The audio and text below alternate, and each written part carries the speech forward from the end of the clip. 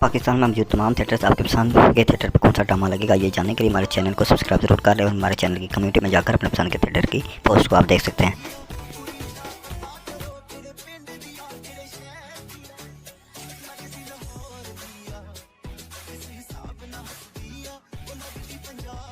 तो दोस्तों मोती महल थिएटर 30 सितंबर 2022 से एक बहुत बड़ी कास्ट के साथ ड्रामा प्ले होने जा रहा है। दोस्तों एक बहुत बड़ी कास्ट है, ड्रामा को लाजमी दिखेगा, वीडियो को लाइक ज़रूर कर दें। मोती महल थिएटर जुम्मा 30 सितंबर 2022 से ड्रामा प्ले होगा, जिसमें सागर शोर शराबा है, जेबी डॉन, अली अकबर, फोकी खान है, मुन्ना भाई, इफ्तार है, उम्मीद बाबर है, जुगनू है, सायरा चौधरी है, इमरम चौधरी है, हनी जट है, शीज़ा भट्ट फिल्म स्टार आ रही है। दोस्तों नीलम गुल है, अदा चौधरी है, चिट्टी कुड़ी है, अरश चौधरी है। ड्रामे के नाम है दिल दे या बिल दे। फुल मज़ा म्यूज़िकल ड्रामा है। दोस्तों ड्रामे को लाजमी दिखिएगा, हमारे चैनल को सब्सक्राइब ज़रूर कर लें।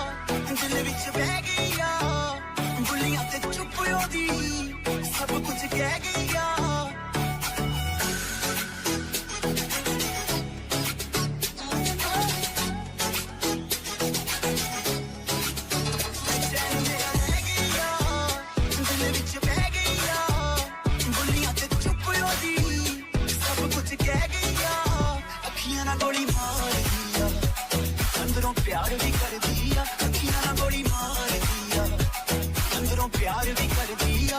कुड़ी दा पता करो केड़े पिंड दिया, केड़े शहर दिया, ओ लगदी पंजाब दिया, ओ लगदी लाहौर